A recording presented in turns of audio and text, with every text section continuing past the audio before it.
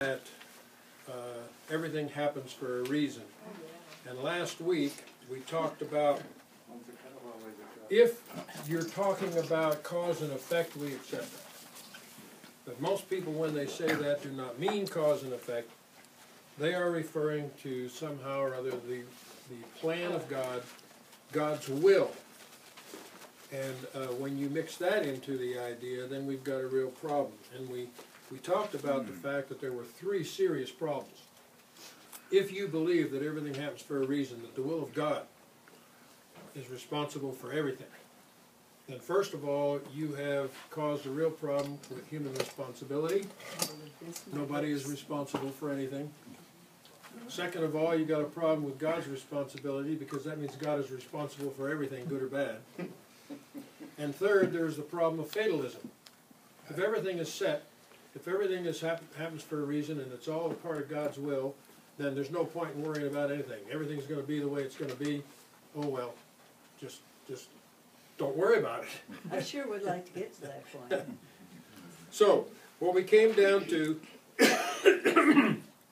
before we proceed, we're going to be talking about 4 different theologies, if you can use that term, to try and describe this idea of everything happens for a reason. And we ended up last week by saying there's 2 definitions we need to be aware of. One is divine providence, and one is divine sovereignty. Divine providence describes the way God's purposes are at work in the world. It refers to God's governance of the entire cosmos. It is God supervising and overseeing. Divine sovereignty expresses the idea of God as the highest authority. Okay? So, we said, the last thing we said last week was that Christians all accept the ideas of divine providence and divine sovereignty. The problem is that different Christians completely disagree on their definition of those 2 things and how they work. What it boils down to is this: some people tend to see God as a micromanager. Okay? God is intimately involved in every day, in every detail of every life, in every bit of the world's operation. Other people believe that God follows a hands-off approach. Okay? Acting as a kind of an absentee landlord. God created everything, put everything into motion, and then stepped back. Removed himself from the whole process. Just lets things run by themselves. Where's the truth? Which one of these is true?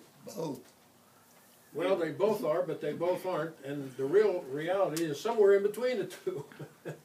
Well, if he knows what's happening to each and every bird, he's kind of aware of what's going on, but he's creating new fish or something. Well, what we're going to do to try and resolve this whole thing is to look at 4 different theologies. And the very first one, you're going to love this, the very first one is Calvinism. Also called theological determinism. Bless you. The most notorious and debatable part of which is predestination. And it goes like, first of all, in case you didn't know, John Calvin, who lived between 1509 and 1564, was a lawyer. You know, that explains a lot right there. But he was also a theologian and a pastor, and of course the founder of what became Presbyterianism. He was a leader in the Reformation. He was a respected writer of Protestant theology. And of course, I'm sure everyone here has at least heard of John Calvin.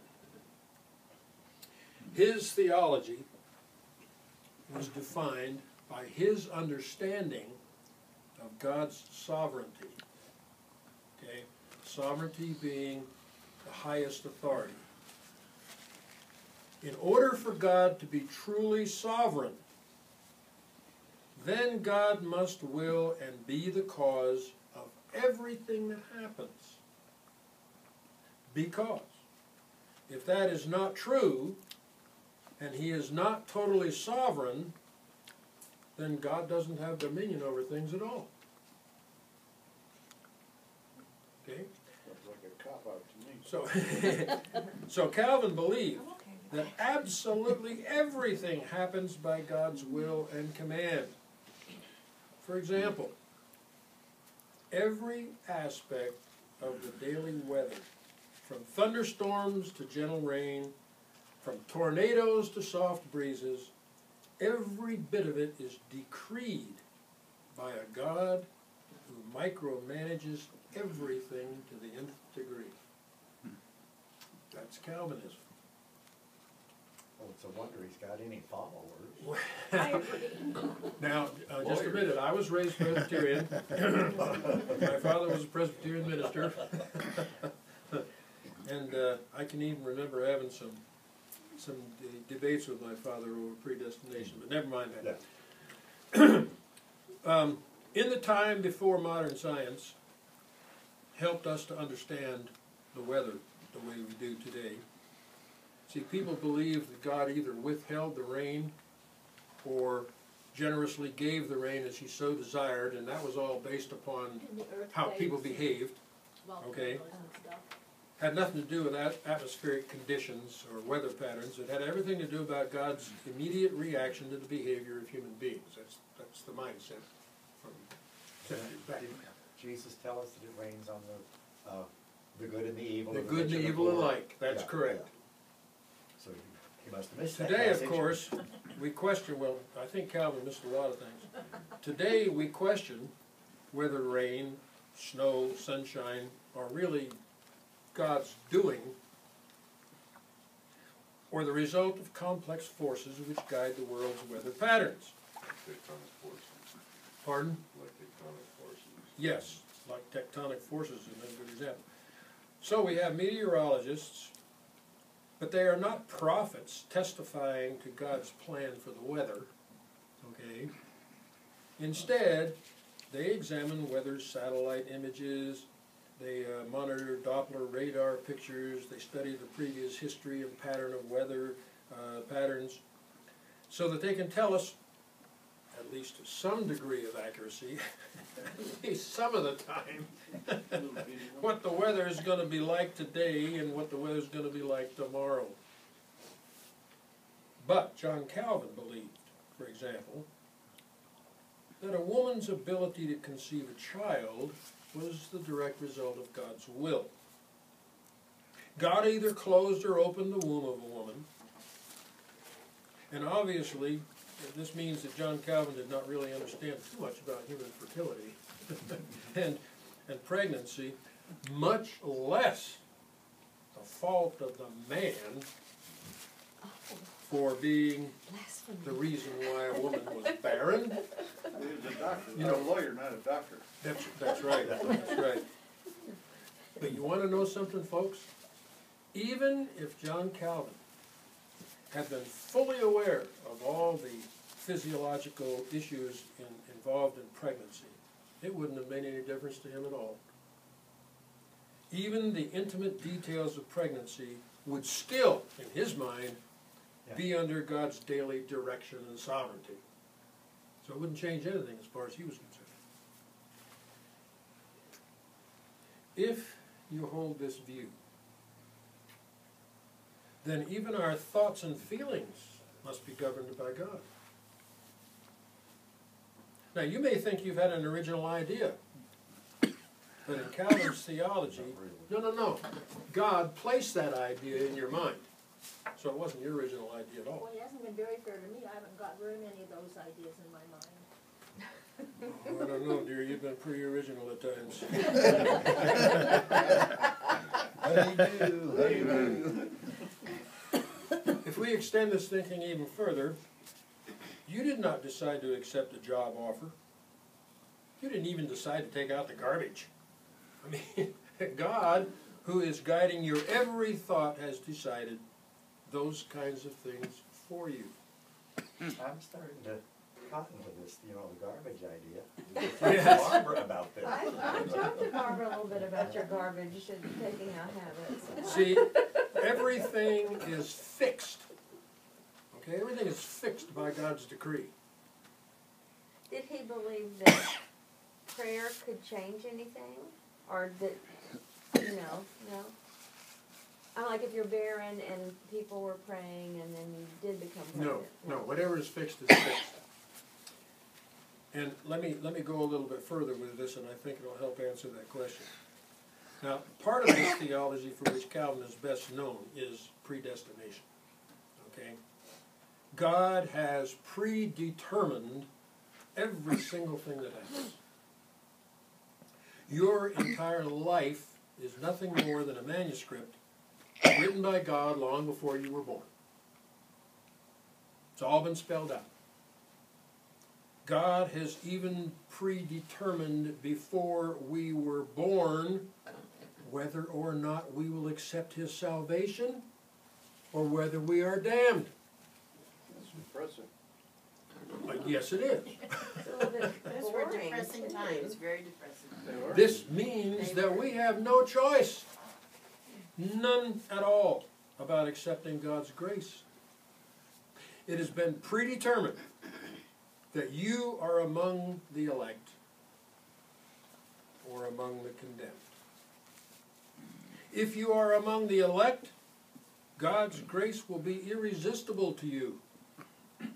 No matter how hard you try to reject Christ, you'll end up being saved anyway.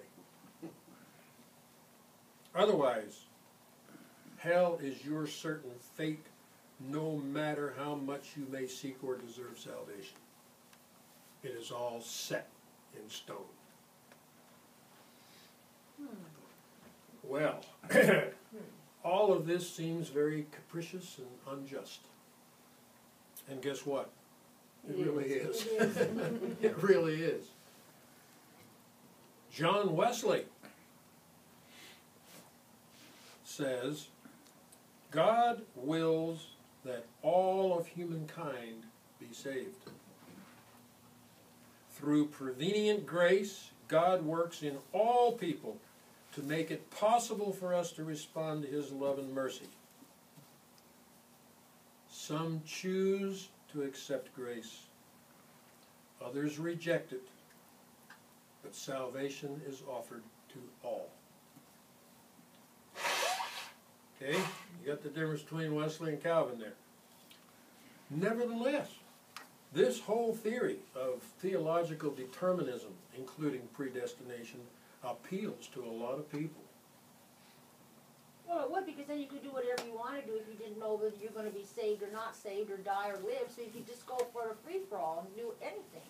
Well, some folks find it very comforting to imagine that every detail of life is already set and controlled by God's will. This is good news in a world of uncertainty, is it not? It's like the Matrix. Yeah, like the Matrix. You watch that? It's not a movie. Which one? All three of them? No, just first one. But I mean, that's what it would be like, though. Right. Right. We live in a world and in a society where there's so much uncertainty. We're stressed, we're nervous about things, we don't know how things are going to go. But if you believe that every single minute detail has been predetermined and set by God, well, you don't have to worry. You don't have to worry about anything. It's going to go down the way it's going to go down. God is in control. I mean, that's what everybody says. What's God that, is- dear? God is in control. Yes. Well, we believe that God is in control, but we also believe that God has given human beings free choice. And when it comes to human free choice, which is the defining thing about human beings, God is in control and has a plan, but human beings can foil God's plan. Therein lies a problem. You have There is- to continually keep changing it. Choice, right? Well, let me end Calvinism with this comment. The overall message of the Bible does not paint God as a micromanager.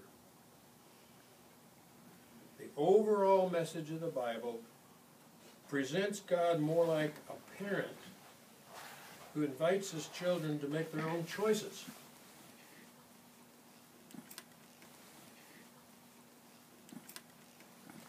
Even knowing full good and well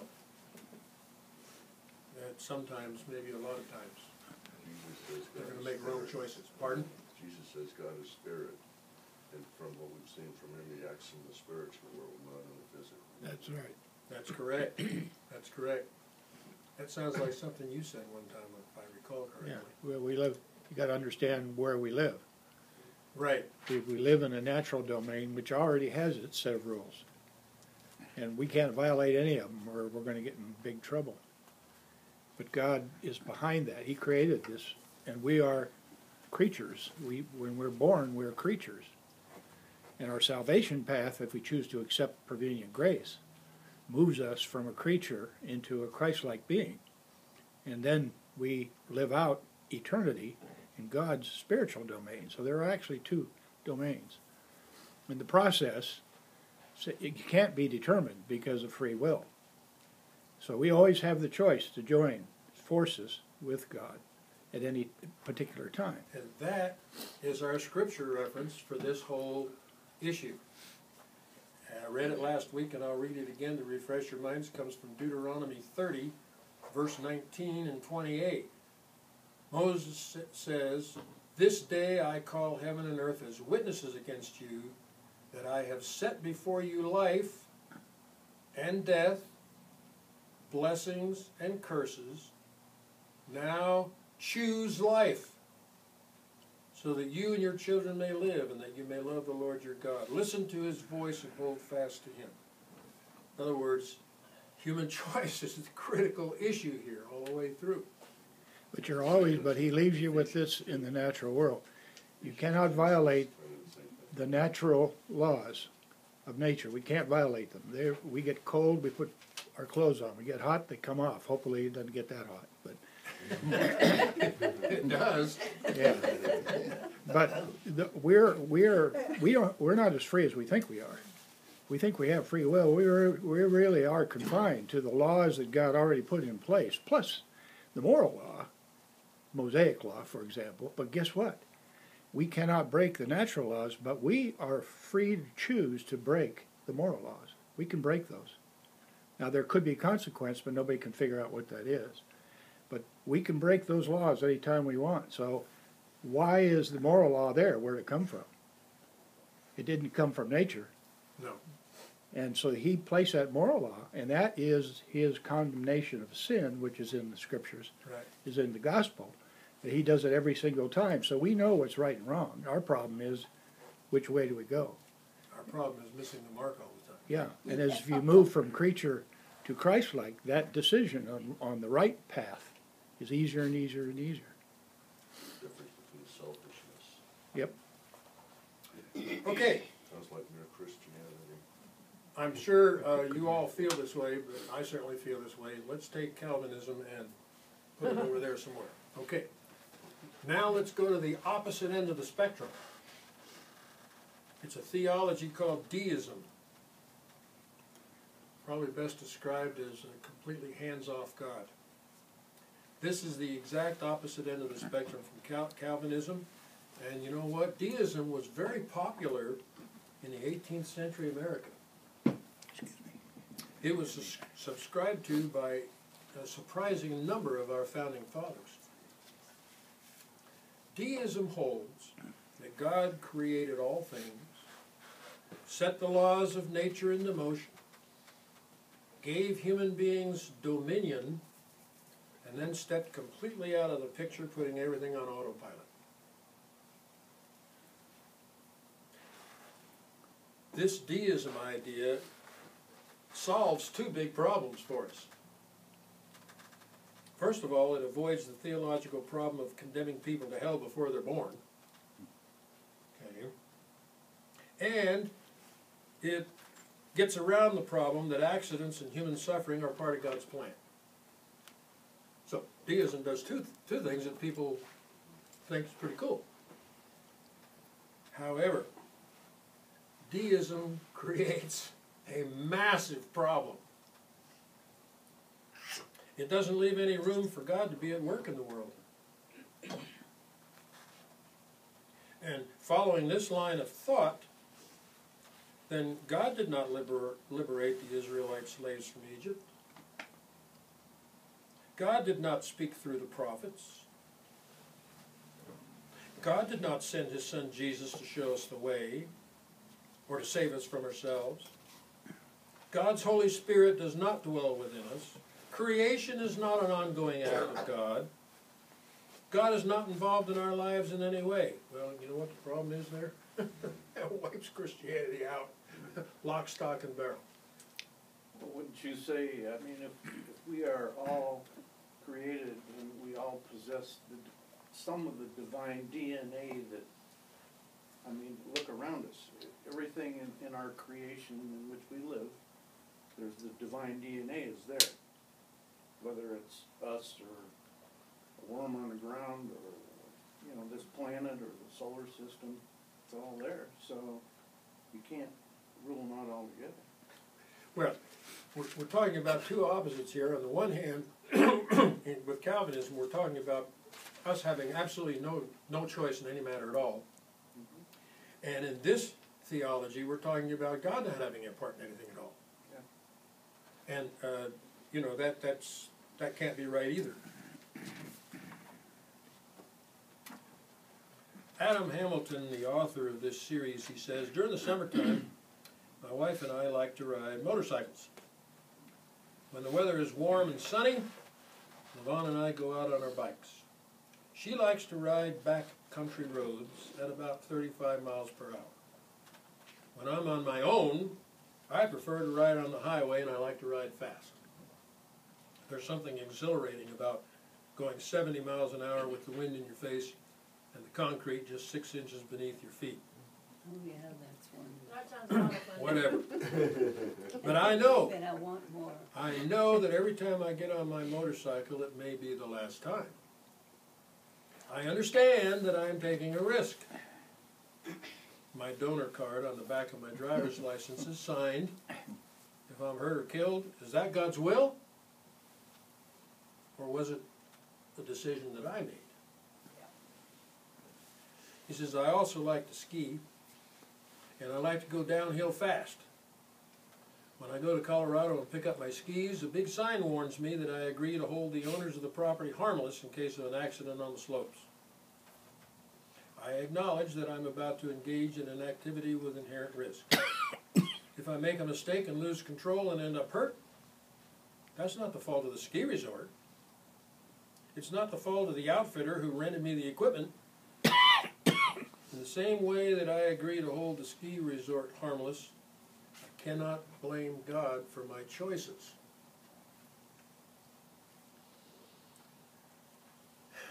Well, God uses us and works through us while at the same time we are able to exercise our dominion in the world.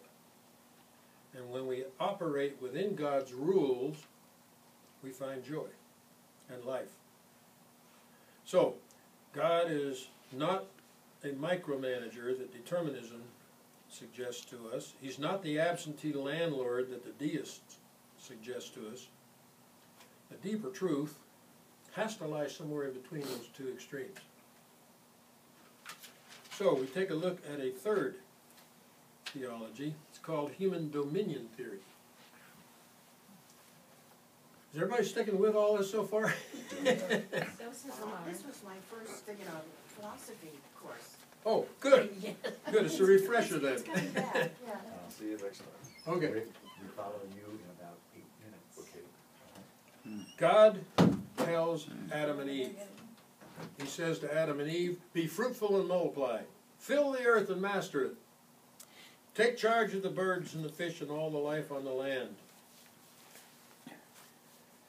This leads us to believe that God created the world and created the cosmos, set the laws of physics into motion, and then steps aside to some extent, giving humanity dominion and authority on his behalf. People are put in charge to some extent by God. Well now, if that's true, does that mean that God is not still ultimately in charge? That would be a wrong assumption. You couldn't answer the question of miracles that way. You know, God remains sovereign, but he has delegated the responsibilities of ruling over planet Earth on his behalf. From the very beginning, God gives mankind the right to make choices for better or for worse. Starting with the tree of knowledge in the Garden of Eden. People can choose God's path, or they can choose to take their own path.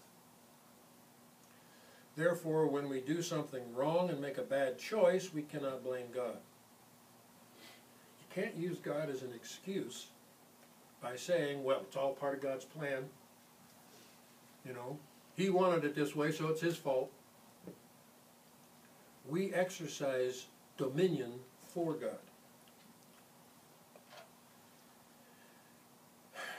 We are God's creation. God is the owner of everything. The earth is his. We are tenants caring for God's earth.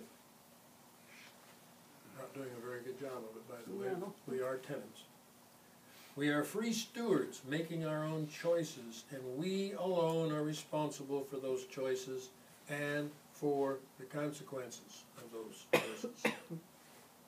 But we always know what the right choice is. We always know what is right and Every wrong. single decision we make, is it right or wrong? That doesn't mean that we'll always do what is right. That's right. No. And I don't think I agree that you always know what's the right choice. Think about that for a while. I did for years, and What about a conundrum? That's Well, you right. can't make up your mind. Well, when you see That this is doesn't the mean that- choice and this is the choice and they both seem right. And no You can matter which one I rationalize. choose, my husband's gonna say it was the other one, you know. that's a terrestrial problem. That's not a holy problem. Remember now, Bruce is talking about the knowing moral choices. Yeah, the basic right and Moral wrong. And by the choices. way, that's the same in all the cultures and all the political Right. and all the Buddhism and Hinduism. They're not that far in their concepts of right and wrong than Christianity is, basically. Right. But Things are I right think or wrong. what Shay is saying is that, you know, there's a whole lot of gray areas. There's gray. That's absolutely right. Where you don't have things in black and white. Yeah. We were just talking about this with a couple of teenage kids a week or two ago. I asked the kids, I said, is it wrong to steal? Well, of course, it's wrong to steal. That's an immoral thing to do, unethical thing to do. Well, okay, you have a man who is homeless, hasn't got a job, he's out on the street with a 6-year-old child. He's gone into a 7-Eleven and he has stolen food to feed that child because she's starving. Is it still wrong to steal? Yep. Yeah. He could have asked for help. Yes, He could- and there's there a lot are of other other- options. There are other options as well. I mean, the manager could say, I understand your situation, yes, take all the food. I mean, there's other options. Or I can help you in a certain way, or there's a kitchen down the street. But lots of times when we are confronted with choices like that, it's very difficult. It's not always easy, Right. is what I'm saying, to know for sure what is the right thing or the wrong thing. I think that's why they have religions, because of the gray. It's a knee-jerk That's to reaction. try, Religions try to spell it religions try to Right. answer the questions of gray. But the notion itself that's in your heart, you know it's right or wrong. You know what the right is, and you know what the wrong is. If it's gray, then you go to pray.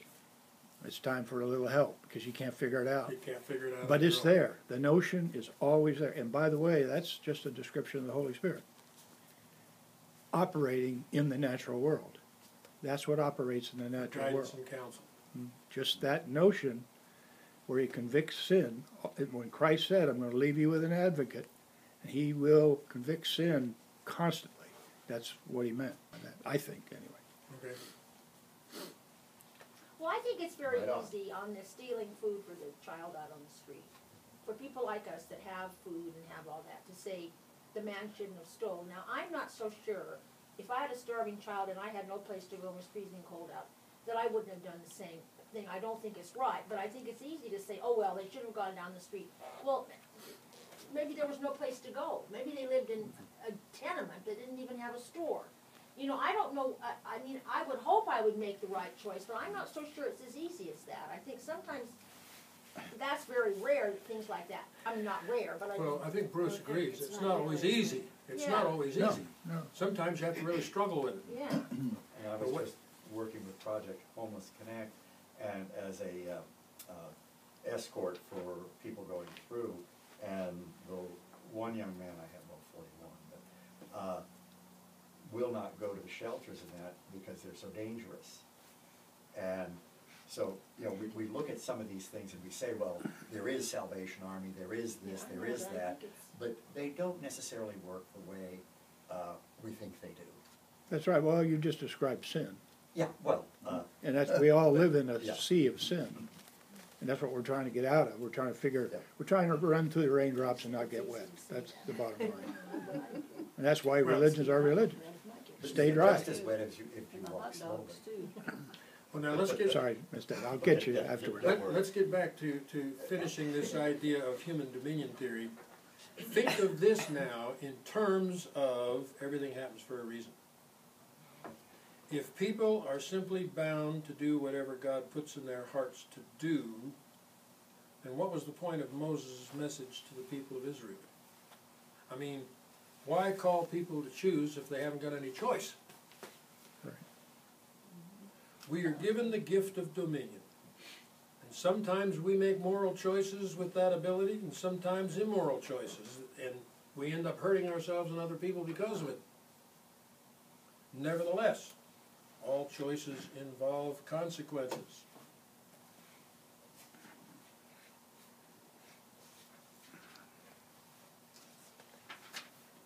Oh, well, I'm not even bothered. I'm thinking moving along. Very little in life is without risk. But we might be able to argue that part of the joy of living includes the risks and overcoming the risks that come along with it. Then there is this to consider on top of everything else. I am not the only person with dominion. Everybody else has dominion too. Guess what that means? This includes a person who doesn't think that they have a drug abuse problem and drives under the influence. They have dominion. What about the CEO who makes decisions to enrich himself at the expense of others, causing a bankrupt company and the loss of 1,000 jobs? He has dominion. People who hurt children have dominion. Religious extremists who believe that God condones violence in His name, they have dominion.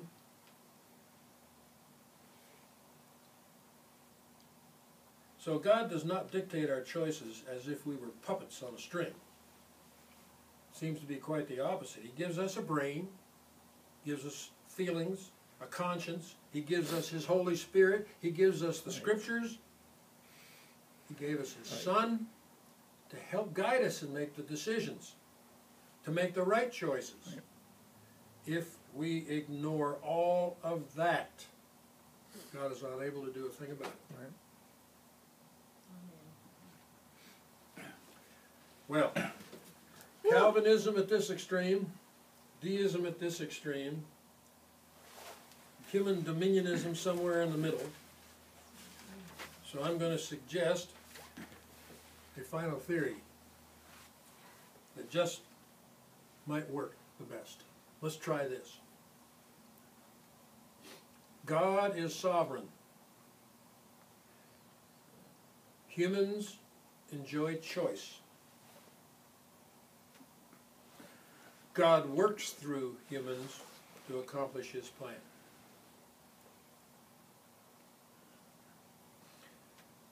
This next statement probably has more truth to it than either determinism or deism.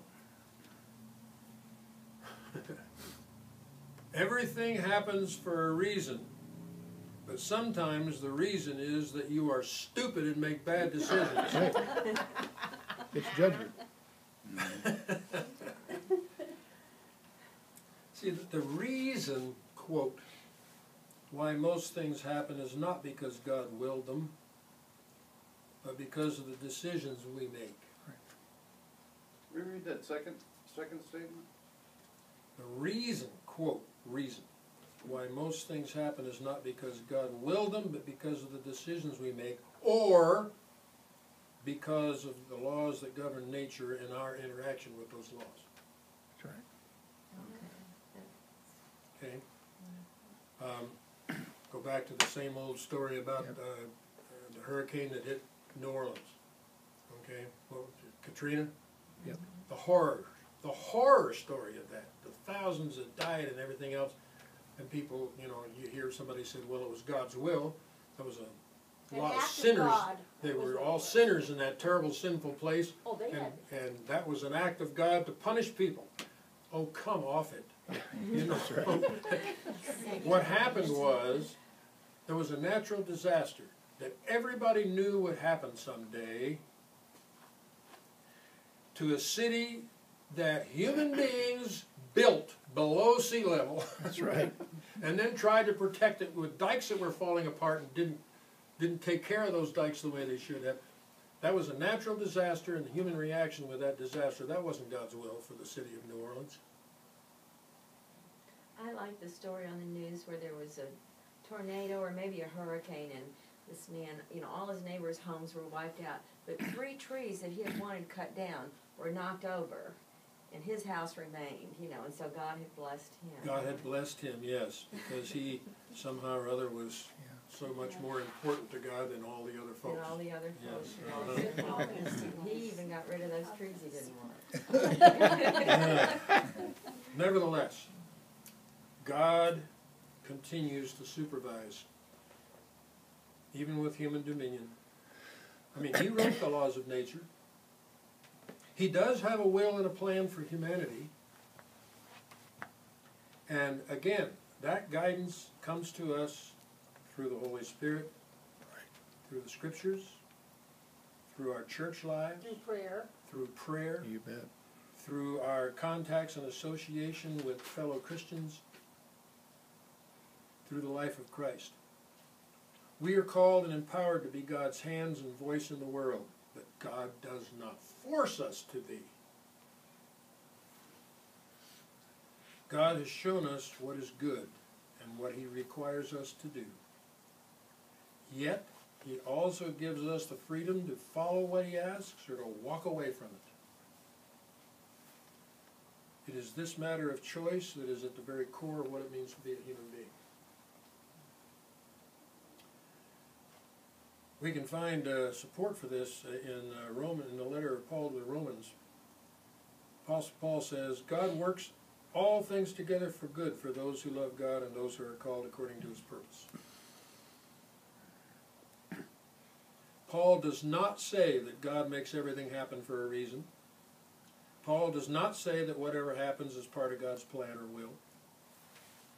He does say that whatever happens, bad or good, God will somehow find a way to bring good out of the situation for those who love him. God has the power to force evil to accomplish good. That's right. That's a recurring theme throughout the entire Bible. That's right. But in all such, no, excuse me, God does not give people cancer. God does not cause people to commit murder. It is never God's will for somebody to die in a car crash. You know, you have somebody that's lost a child to some terrible disease. Well, you know, dear, it was God's will. Oh, give me a break. You know? But in all terrible circumstances, God has a way of bringing about something good out of tragedy if we're willing to trust. As Christians, we well know that sometimes really horrible things happen. It's all part of life, right? Stuff happens. But we also recognize that horrible things never have the last word. We believe they are a part of our life's journey, which culminates in God's eternal kingdom. Death is not the end. Love outlasts everything. God has the final word. That's what the resurrection of Christ is all about. Yeah. So, to finish up this first erroneous belief that everything happens for a reason, some conclusions.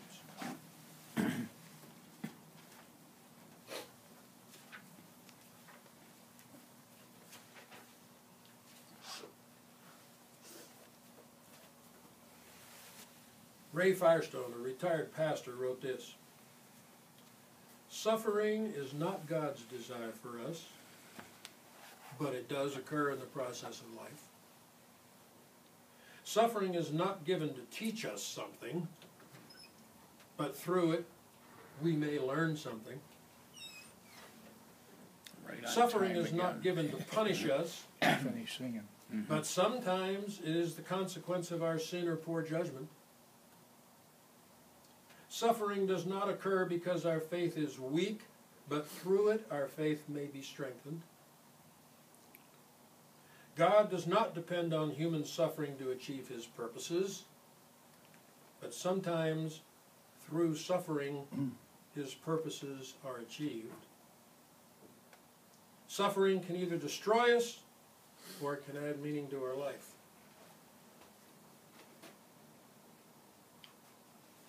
God does not cause our suffering, but he carries us through it and can bring good out of it."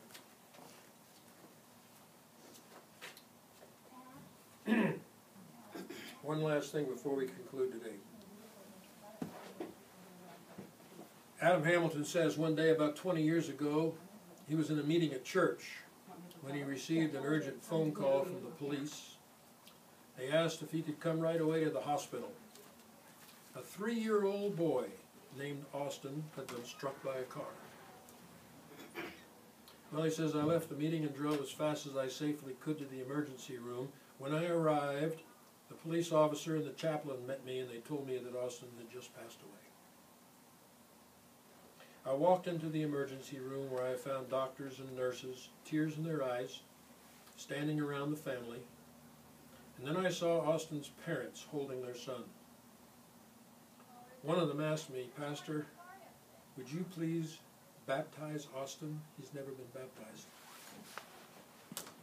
So the nurses filled a stainless steel basin with water, and I took Austin in my arms and baptized him in the name of the Father and the Son and the Holy Spirit. Not because he wouldn't go to heaven otherwise, but because his parents needed to know that God's covenant covered him and that he was safe in God's loving arms. In the 2 decades since that awful day, Austin's parents, Todd and Kathy, have continued to be an active part of our congregation. As I watched this family, who so easily could have turned away from God after the loss of their 3-year-old, I saw them instead turn closer toward God and grow deeper and more committed in their faith. Several years ago, I asked Kathy if she or Todd would tell me how Austin's death had affected their faith, and here's what she wrote. At the time, I had had people tell me that it was Austin's time. And I was having a hard time believing in a God who had planned to take my child at age 3. I learned that tragedies weren't necessarily part of God's plan, but that God gave us free will and that bad things sometimes happen. Understanding this helped me to turn to God instead of away from him. Since Austin's death, I believe that my faith has grown and continues to grow. His death changed the way I view God and my faith. I no longer have a naive, childlike faith where God protects you from all harm and makes everything okay. It's a deeper faith that has been tested through tragedy.